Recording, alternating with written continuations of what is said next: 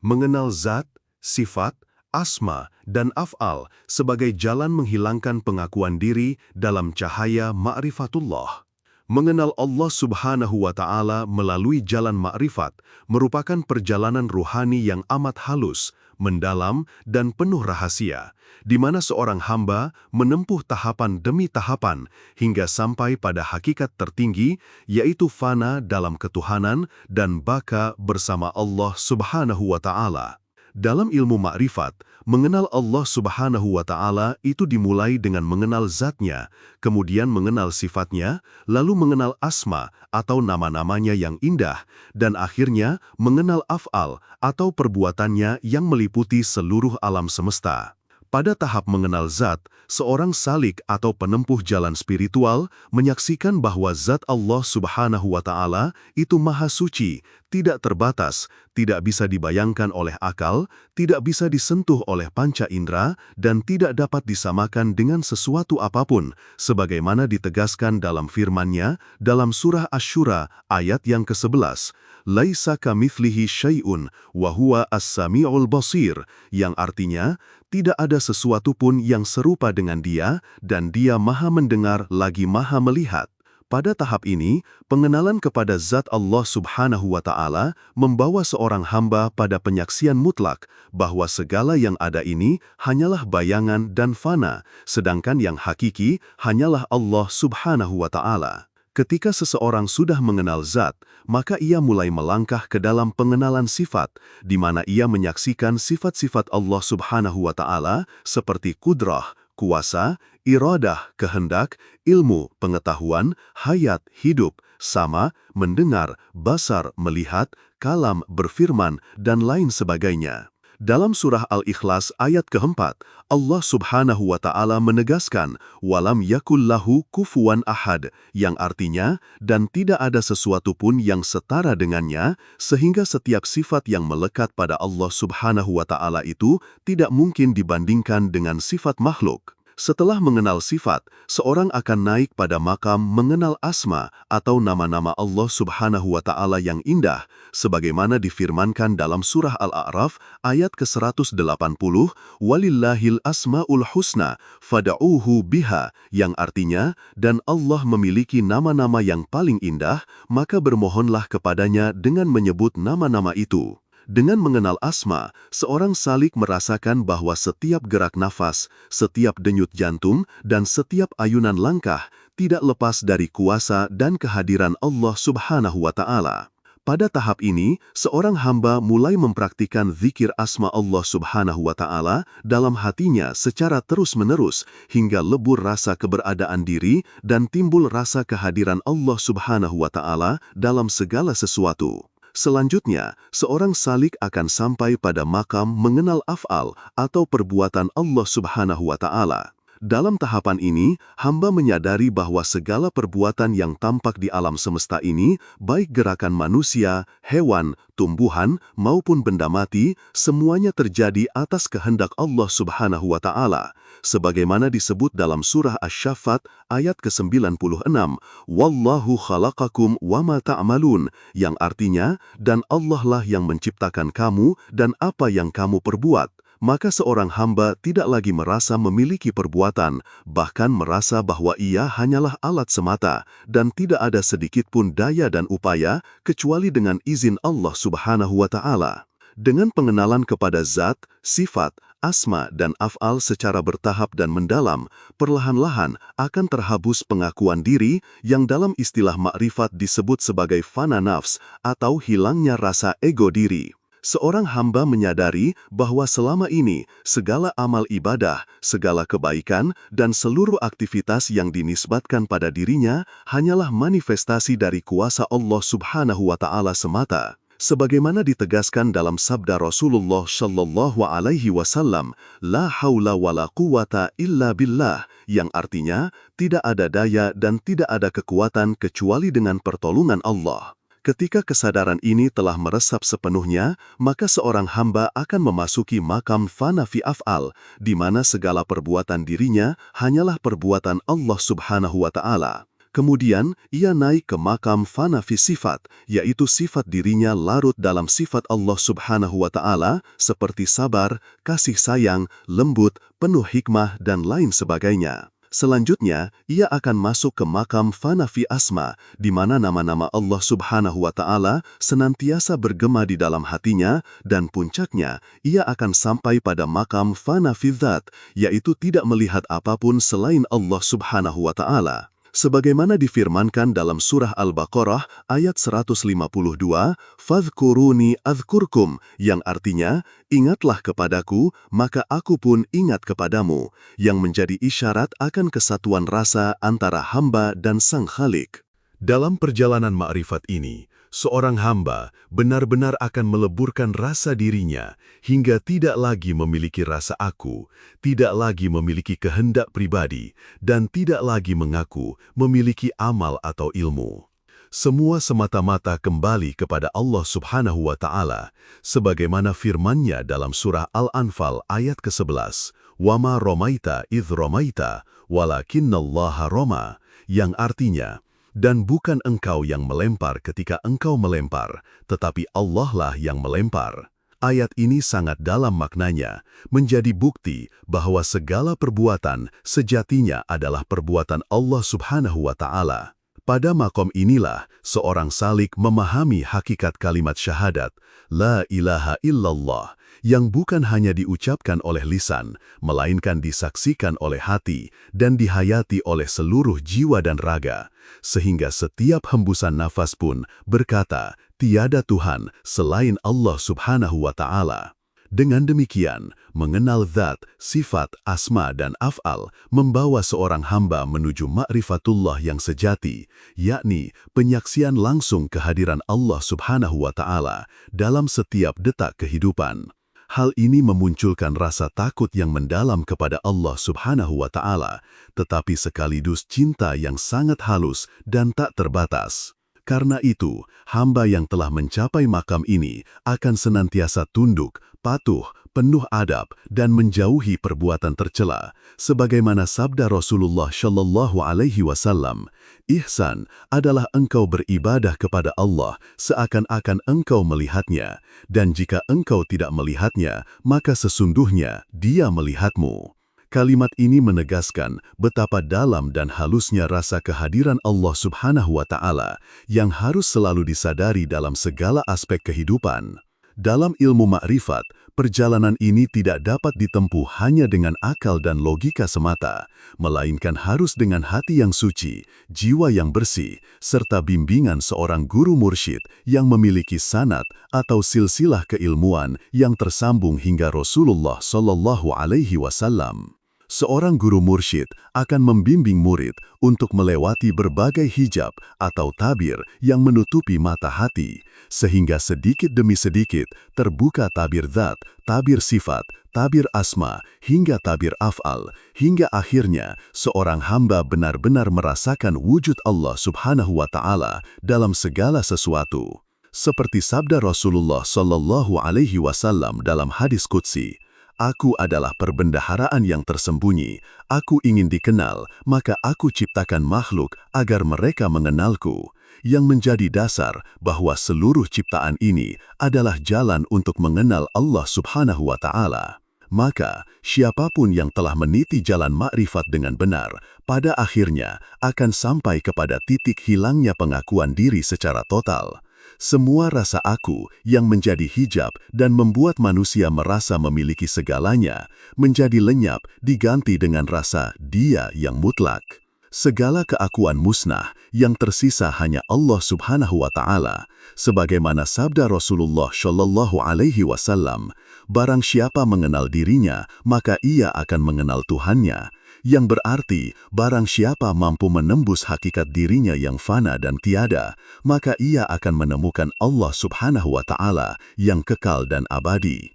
Inilah makom tertinggi yang dinamakan makom baqabillah, yaitu kekal bersama Allah Subhanahu wa Ta'ala setelah lenyap segala sifat keinsanan, sehingga tidak lagi ada rasa milik, rasa kuasa, dan rasa kehendak pribadi.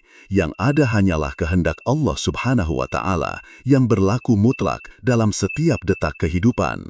Dengan demikian, mengenal zat, sifat, asma dan af'al merupakan kunci utama untuk menghilangkan pengakuan diri, menundukkan ego, dan membawa diri menuju hakikat tauhid yang sejati, sebagaimana firman-Nya dalam surah Al-Fatihah ayat kelima, Iyyaka na'budu wa iyyaka nasta'in, yang artinya, hanya kepadamu kami menyembah dan hanya kepadamu kami mohon pertolongan, sebagai pengakuan mutlak bahwa seluruh wujud ini semata-mata milik Allah Subhanahu wa Ta'ala, dan kita sebagai hamba hanyalah menumpang wujud dalam kehendak dan rahmat-Nya. Dalam kelanjutan pembahasan ini, saya akan mengupas lebih terperinci perjalanan ma'rifat kepada Allah Subhanahu wa Ta'ala dari sisi tafsir ayat-ayat Al-Quran, penjelasan hadis yang sahih, metode praktis suluk yang teruji oleh para ulama salaf dan para mursyid, tata adab yang mesti dijaga, serta peringatan agar perjalanan ini tidak tersesat ke dalam kesesatan teologis. Semua dibahas dalam satu uraian menyeluruh yang bertujuan memberi peta arah bagi orang yang tulus menempuh jalan mengenal zat, sifat, nama-nama, dan perbuatan Allah Subhanahu wa Ta'ala, sehingga pengakuan diri yang fana dapat luruh dan digantikan oleh pengakuan mutlak atas keesaan dan kehendak-Nya. Pertama, tafsir inti dari ayat-ayat yang menegaskan keunikan dan ketakterbandingan Allah Subhanahu wa Ta'ala harus dipahami bukan hanya secara tekstual, melainkan juga secara esoteris. Ketika Al-Quran menyatakan dalam surah Asy-Syura, ayat yang ke-11, tidak ada sesuatu pun yang serupa dengan Dia, dan Dia Maha mendengar lagi Maha melihat, maknanya adalah penolakan terhadap segala bentuk tasybih yang menisbahkan sifat-sifat Allah Subhanahu wa Ta'ala secara terbatas atau menyerupakannya dengan makhluk. Pada saat yang sama, ayat-ayat yang menyebutkan sifat-sifat itu adalah bukti adanya tajalli atau pancaran sifat yang dapat dikenali oleh ciptaan, sehingga jalan makrifat mengharuskan kita berada dalam keseimbangan antara tanzih, menegaskan keterbedaan mutlak zat Allah Subhanahu wa Ta'ala, dan tasydid atau pengakuan terhadap manifestasi sifat-sifatnya di dalam alam dan di dalam nur qalbu. Kedua, pengenalan kepada Asma'ul Husna sebagaimana yang diperingatkan dalam surah Al-A'raf ayat yang 180, dan bagi Allah nama-nama yang indah, maka berdoalah kepadanya dengan menyebut nama-nama itu, menjadi pintu praktik makrifat yang paling langsung. Ketika Rasulullah SAW mengajarkan bahwa Allah Subhanahu wa Ta'ala memiliki nama-nama terbaik, dan ketika beliau menuntun umatnya untuk berzikir dan berdoa dengan nama-nama tersebut, maka makna batin yang harus dicari adalah memahami esensi nama itu dan membiarkan makna tersebut memasuki hati hingga berubah menjadi sifat yang hidup dalam perbuatan hamba. Misalnya, pembiasaan menyebut Ar-Rahman dan Ar-Rahim tidak hanya sebagai lafaz yang diulang, tetapi sebagai latihan menyadari rahmat yang nyata dalam setiap penerimaan dan penyerahan, sehingga lahir sikap lembut, pengasihan, dan kasih sayang dalam relasi terhadap sesama. Ketiga, tingkatan fana yang sering dibicarakan dalam tradisi tasawuf perlu dikupas dengan teliti agar tidak terjadi kesalahpahaman. Fana fi af'al berarti sirnanya rasa kepemilikan atas perbuatan. Hamba melihat bahwa yang bergerak dalam tubuhnya adalah gerak yang diberikan oleh Allah Subhanahu wa Ta'ala, sehingga ucapan dan tindakan terasa sebagai pinjaman. Fana fi sifat berarti sirnanya klaim personal atas sifat-sifat tertentu, sehingga sifat-sifat luhur yang hadir pada diri adalah manifestasi sifat-sifat ilahi. Fana fi asma adalah ketika nama-nama Allah Subhanahu wa Ta'ala bergema terus dalam qalbu sampai seluruh gerak batin disusun oleh lautan asma. Dan puncaknya yang sering disebut fana fi zat adalah pengalaman sejenak atau berkelanjutan di mana hamba tidak lagi melihat selain Allah Subhanahu wa Ta'ala. Namun penting dipertegas bahwa semua istilah ini bukan pembubuhan klaim bahwa bentuk kemahakuasaan Allah Subhanahu wa Ta'ala menjadi identik dengan makhluk, melainkan keadaan makrifat atau penyaksian yang terjadi dengan izinnya sambil tetap menegaskan tanzih zat. Keempat, pada sisi tafsir praktis Al-Quran memberi pedoman agar pengalaman spiritual selalu selaras dengan syariat.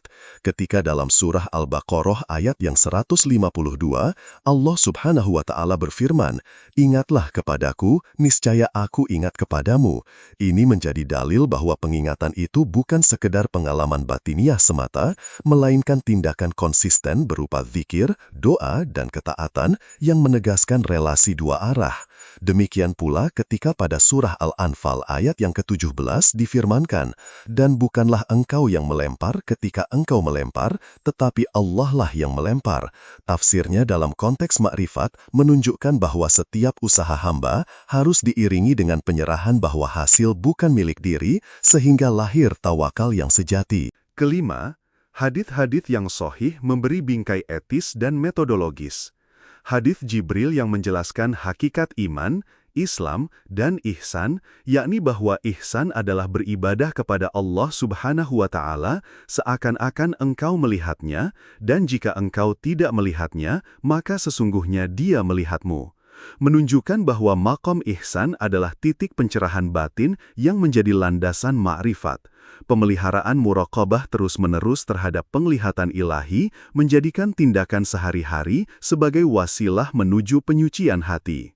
Hadis tentang nama-nama Allah Subhanahu wa Ta'ala yang diriwayatkan oleh Imam Muslim tentang adanya nama-nama yang baik juga menunjukkan praktik yang autentik. Memperbanyak zikir dengan nama-nama yang sesuai situasi akan membuka pintu-pintu rahasia yang relevan, tetapi selalu disertai dengan pemahaman maknawi agar tidak jatuh pada pengulangan mekanis tanpa transformasi. Keenam, tazkiyatun nafs atau penyucian jiwa adalah pekerjaan pokok dalam suluk makrifat dan memiliki tahapan yang jelas. Mula-mula, nafsu al-ammarah bi'as-su, yakni nafsu yang mengajak kepada kehendak egois, harus dilatih dengan mujahadah dan muhasabah. Setelah itu, nafsu al-lawwamah, yaitu jiwa yang selalu menegur kesalahan, muncul sebagai tanda kebenaran yang sedang dibersihkan. Lalu, datang nafsu al-mutmainnah, yaitu jiwa yang tentram, yang menandakan stasiun tawakal. Dan bagi sebagian guru sufistik yang lebih maju, muncul maqam nafs ar-radiyah, nafs al-mardiyah, dan nafs al-kamilah, yang masing-masing merupakan tingkatan keridhaan yang diridhoi dan kesempurnaan dalam bertawakal. Namun, semua nama ini harus dipahami sebagai pengalaman yang bersifat relatif dan sufistik, bukan klaim kepastian absolut. Ketujuh, metode praktis yang teruji meliputi zikir lisan yang terarah dengan pemahaman arti, zikir qalbi yang menautkan setiap hembusan nafas kepada pengakuan la ilaha illallah sehingga nafas menjadi saksi, muraqabah harian dengan teknik mengarahkan kesadaran bahwa Allah Subhanahu wa Ta'ala selalu menyaksikan sehingga timbul malu dan zuhud, khalwah atau tarekat khalwat dalam waktu tertentu di bawah bimbingan mursyid untuk membuka hijab-hijab, muhasabah malam hari untuk merekap amal dan niat, membaca Al-Quran dengan tadabbur dan pelan-pelan menggali ayat-ayat tajalli agar qiraah tidak menjadi sekadar ritual, amal khidmah dan pelayanan sosial sebagai praktik nyata menegakkan pengabdian, serta ibadah-ibadah sunnah seperti sholat tahajud, puasa sunnah, dan menjaga adab makan dan tidur sebagai sarana melatih disiplin ruhani. Kedelapan, adab atau tata perilaku pada perjalanan ini memiliki porsi besar. Adab terhadap Allah Subhanahu wa Ta'ala, adab terhadap guru mursyid yang menjadi pembimbing, adab terhadap ilmu dan kitab-kitab yang dipelajari, serta adab terhadap kaum muslimin. Tanpa adab yang tegak, ilmu tetap berbahaya karena bisa melahirkan ria, sombong batin, dan kesesatan. Kesembilan, peringatan teologis. Terdapat bahaya besar bila pengalaman fana disalahartikan sebagai pengakuan identitas ontologis antara makhluk dan zat. Aliran-aliran yang menekankan wahdat al-wujud tanpa menegaskan tanzih telah menimbulkan kontroversi dan penolakan dari para ulama karena rawan menyeret ke dalam syubhat. Oleh sebab itu, seorang salik harus selalu menanggalkan klaim-klaim spektakuler dan meletakkan dirinya di bawah pengawasan ilmu syariat dan bimbingan guru yang muktabar. Kesepuluh, relasi antara syariat, torekat, hakikat, dan makrifat perlu dijelaskan agar tidak terjadi kekacauan. Syariat adalah payung lahir yang mengatur ibadah dan muamalah, torekat ialah jalan pelatihan batin yang merapikan jiwa, hakikat adalah kenyataan yang disaksikan oleh hati setelah hijab berkurang, sedangkan makrifat adalah pengetahuan langsung akan Allah Subhanahu wa Ta'ala yang tercapai dengan izinnya. Urutan ini harus dihormati, karena hakikat tanpa syariat akan menjadi kesesatan dan syariat tanpa hakikat akan kering jari makna. Ke-11, uraian tentang buah-buah makrifat, ketenangan yang tidak tergoncang oleh ujian, keikhlasan yang teruji, tawakal yang tidak tergantung pada sebab setengah hati, kasih sayang universal yang memancar tanpa syarat, kemampuan untuk melihat kebesaran Allah Subhanahu wa Ta'ala dalam peristiwa sekecil apapun, serta etika sosial yang kuat karena makrifat sejati selalu melahirkan amal soleh. Ini semua adalah tanda bahwa pengakuan diri yang palsu telah tergantikan oleh pengakuan yang benar bahwa segala sesuatu berada dalam kekuasaan Allah Subhanahu wa Ta'ala. Ke-12, penutup dengan langkah praktis yang direkomendasikan bagi pembaca yang sungguh ingin menghilangkan pengakuan diri dengan cara yang aman dan terarah. Pertahankan syahadat dan pahami maknanya dalam hati, perbanyak zikir dengan makna, bukan sekadar lafaz. Jadikan Al-Quran sebagai cermin diri dengan tadabbur, cari guru mursyid yang memiliki sanad ilmu dan akhlak yang mulia, jaga sholat, baca doa, lakukan muhasabah setiap malam, dan utamakan amal nyata yang bermanfaat bagi orang lain. Bila pengalaman spiritual muncul, laporkan kepada guru untuk diuji dan dibimbing. Jauhi klaim-klaim yang bombastis tentang fana dan baka, dan yang terutama, serahkan seluruh perjalanan kepada Allah Subhanahu wa Ta'ala dengan penuh tawakal, sehingga perjalanan itu menjadi perjalanan penyerahan yang membuahkan baka billah, yakni hidup dalam keberadaan yang selalu menyaksikan kebesarannya. Semoga penjelasan panjang dan menyeluruh ini menjadi peta praktis dan teoretis yang membantu menuntun pembaca menuju makrifat yang selamat dari jebakan dan benar-benar menghapus pengakuan diri yang salah, sehingga yang tinggal hanyalah pengakuan mutlak tiada Tuhan selain Allah Subhanahu wa Ta'ala, yang tidak hanya diucapkan lisan tetapi menyinari setiap gerak jiwa. Pendalaman lanjutan, tajalli, ontologi, dan praktik makrifat yang lebih mendalam.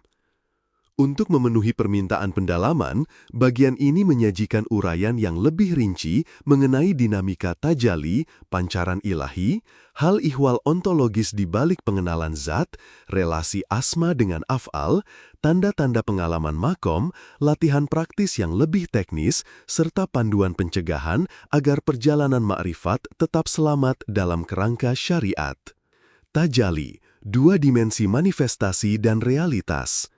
Tajalli dalam bahasa tasawuf bukan sekedar munculnya sesuatu, melainkan suatu peristiwa ontologis di mana sifat atau nama ilahi tersingkap kepada penciptaan sehingga niscaya tercipta penampakan tertentu.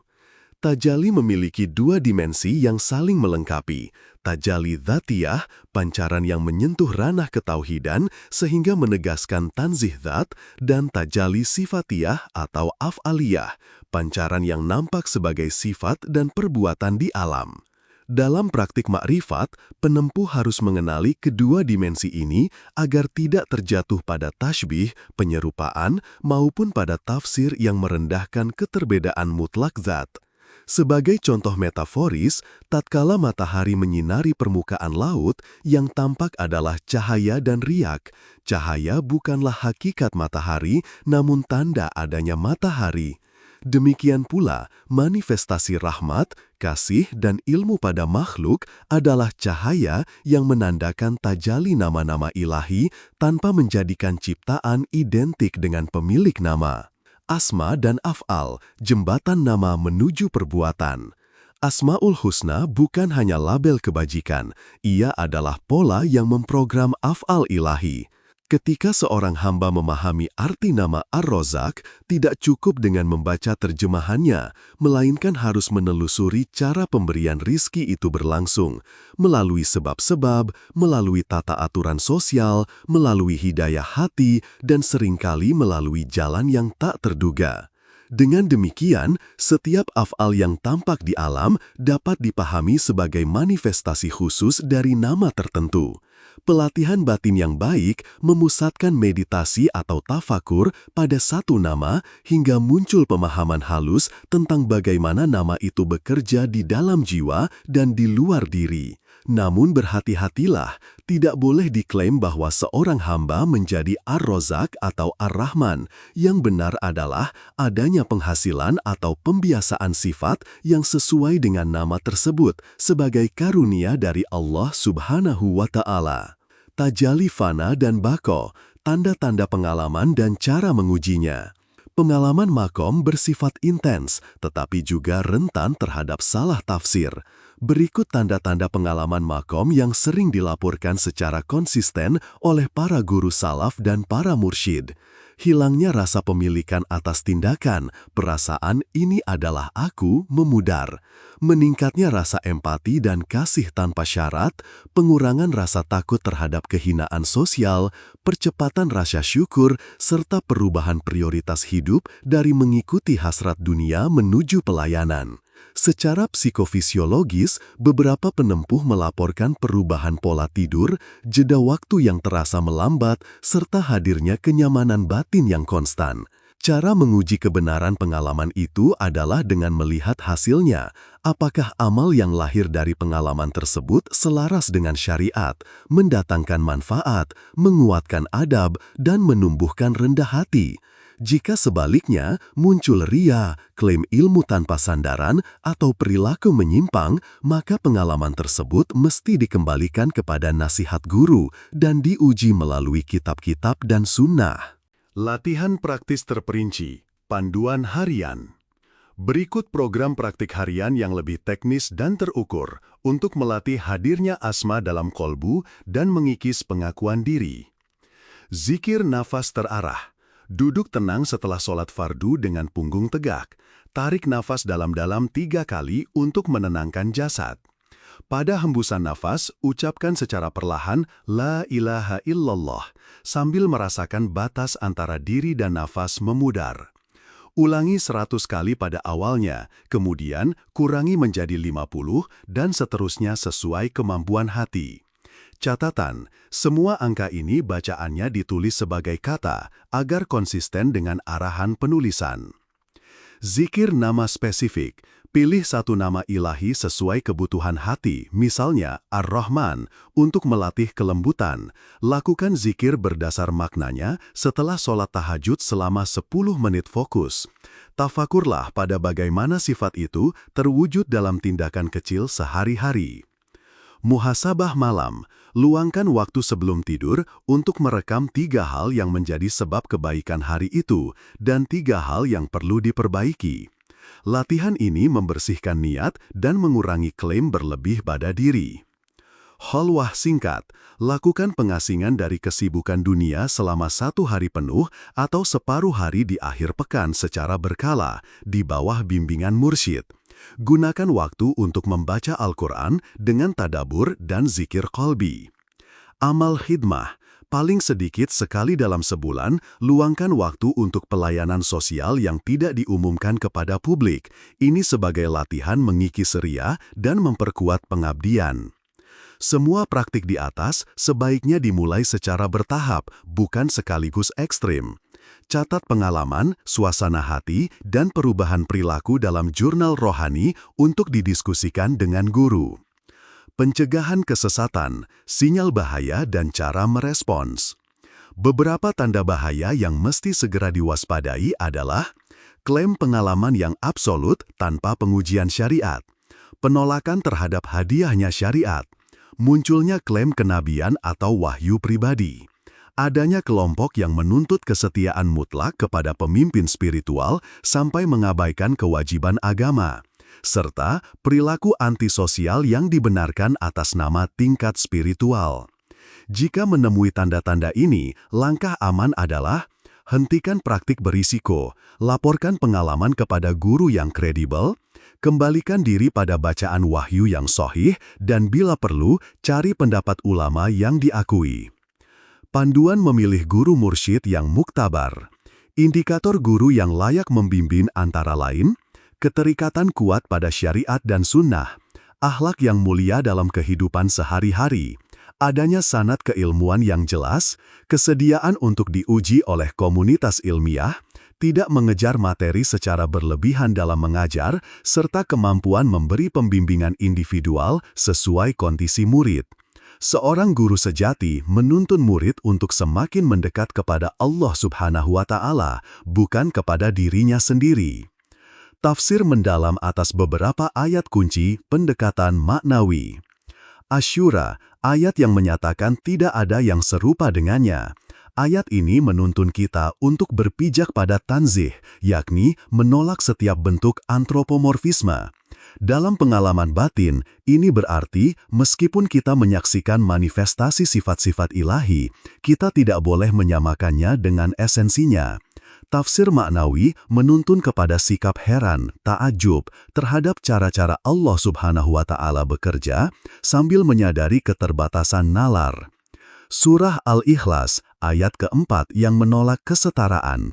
Ayat ini menjadi pengikat antara pengakuan tauhid yang bersih dan praktik ma'rifat.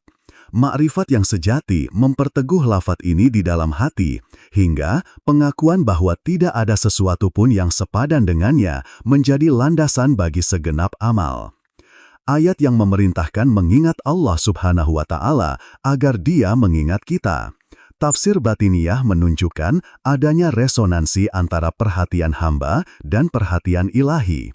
Ketika seorang hamba menegakkan doa, zikir, dan ketaatan konsisten, maka terbukalah ruang maknawi yang memungkinkan tajalli lebih sering terjadi dalam pengalaman batin, dengan syarat tetap tidak mengabaikan hukum-hukum syariat. Perubahan etika dan sosial sebagai ukuran kebenaran makrifat.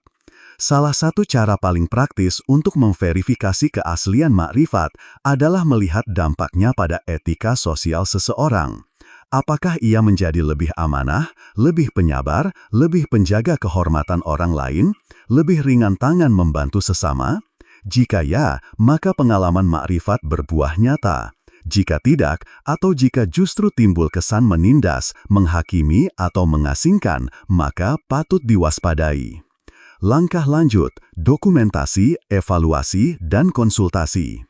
Akhiri setiap periode latihan dengan dokumentasi singkat, catat pengalaman-pengalaman penting, pertanyaan batin, dan perubahan karakter yang dirasakan. Evaluasi bersama seorang guru adalah langkah wajib agar pengalaman tidak berkembang menjadi klaim yang tidak dapat diuji. Dalam konsultasi, utamakan keterbukaan, kesabaran, dan kemauan menerima koreksi. Mengenal akan zat, sifat, asma, dan af'al Allah Subhanahu wa Ta'ala hingga menghilangkan pengakuan diri adalah perjalanan panjang ruhani yang menuntut seorang hamba untuk senantiasa menundukkan dirinya di hadapan Allah yang Maha Agung. Sesungguhnya, pengenalan ini bukanlah sebatas wacana akal atau penguasaan ilmu kata-kata, melainkan sebuah jalan penyaksian hati yang lahir dari penyucian jiwa, penyerahan diri sepenuhnya, serta kebersihan kolbu dari segala hijab duniawi. Allah Subhanahu wa Ta'ala berfirman, "Wa ma khalaqtul jinna wal insa illa liya'budun."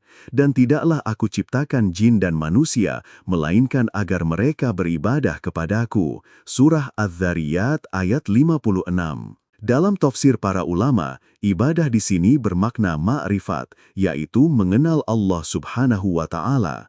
Maka, tujuan penciptaan manusia tidak lain adalah untuk mengenal Tuhannya, sebab ibadah tanpa ma'rifat hanyalah gerakan kosong tanpa ruh. Ma'rifat menjadikan ibadah memiliki kesadaran, cinta, dan penyaksian yang hakiki. Rasulullah Shallallahu Alaihi Wasallam bersabda, "Man arafa nafsahu, faqad arafa rabbah." Barang siapa yang mengenal dirinya, maka ia akan mengenal Tuhannya. Riwayat Imam Al-Baihaqi.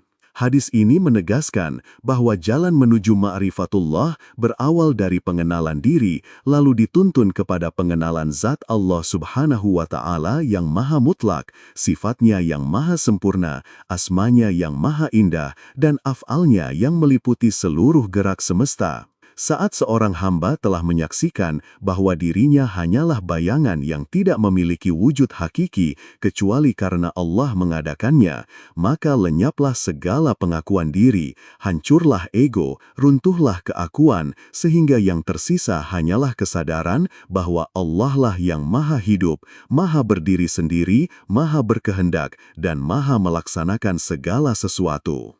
Inilah hakikat dari fana dan baqa. Fana adalah lenyapnya diri dalam kesadaran terhadap Allah, sementara baqa adalah hidupnya kembali dalam keberlangsungan bersama Allah, sehingga setiap gerak, diam, ucapan, dan perbuatan tidak lagi berasal dari keakuan diri, melainkan semata-mata dari limpahan kudrat dan iradat Allah Subhanahu wa Ta'ala.